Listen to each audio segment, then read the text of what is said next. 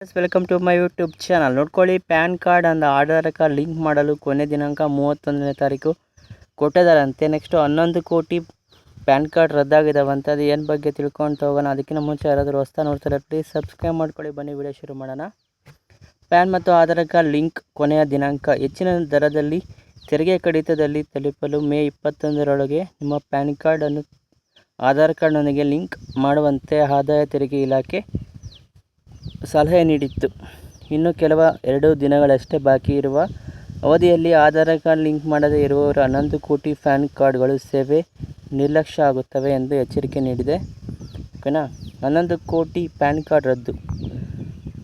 ಆದಾಯ ತೆರಿಗೆ ನಿಯಮದ ಪ್ರಕಾರ ಶಾಶ್ವತ ಸಂಖ್ಯೆ ಪ್ಯಾನ್ ಕಾರ್ಡನ್ನು ಆಧಾರ್ ಕಾರ್ಡ್ ಲಿಂಕ್ ಮಾಡದಿದ್ದರೆ TBS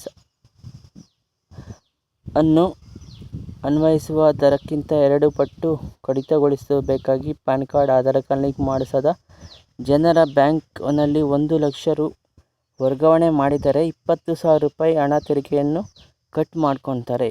ಓಕೆನಾ, ಆದಾಯ ತೆರಿಗೆ ಇಲಾಖೆ ಕಳೆದ ತಿಂಗಳಲ್ಲಿ ಹೊರಡಿಸಿದ್ದು ಮೇ 31ರೊಳಗಡೆ ನೀವು ಎಲ್ಲ ಪ್ಯಾನ್ ಕಾರ್ಡ್ ಲಿಂಕ್ ಮಾಡಿಸಬೇಕು ಅಂತ. ಹೆಚ್ಚಿನ ದರದಲ್ಲಿ ತೆರಿಗೆ ಕಡಿತ ತಲುಪಿಸಲು ದಯವಿಟ್ಟು ನಿಮ್ಮ ಪ್ಯಾನ್ ಕಾರ್ಡನ್ನು ಮೇ 31ರೊಳಗಡೆ ಹೋಗಿ ಲಿಂಕ್ ಮಾಡಿಸ್ಕೊಳ್ಳಿ.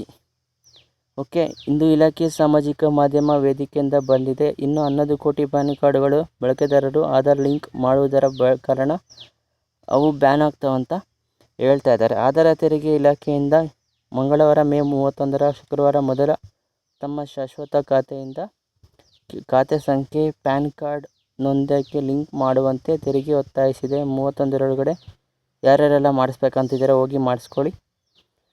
ಐಟಿ ಇಲಾಖೆಯಿಂದ ಬ್ಯಾಂಕ್ ಖಾತೆಗಳು ಸೇರಿದಂತೆ ವರದಿ ಮಾಡುವ ಘಟಕಗಳಿಂದ ದಂಡವನ್ನು ತಲುಪಿಸಲು 31ರೊಳಗಡೆ SST ಸಲ್ಲಿಸುವಂತೆ ಕೇಳಿದೆ. SFT. ಓಕೆನಾ, ಹೋಗಿ ಮಾಡಿಸ್ಕೊಳ್ಳಿ. ವಿಡಿಯೋ ಇಷ್ಟ ಒಂದು ಲೈಕ್ ಮಾಡಿ, ಕಮೆಂಟ್ ಮಾಡಿದ್ದೀರಿ. ನೋಡಿದ್ರೆ thanks for watching this video. Take care, bye.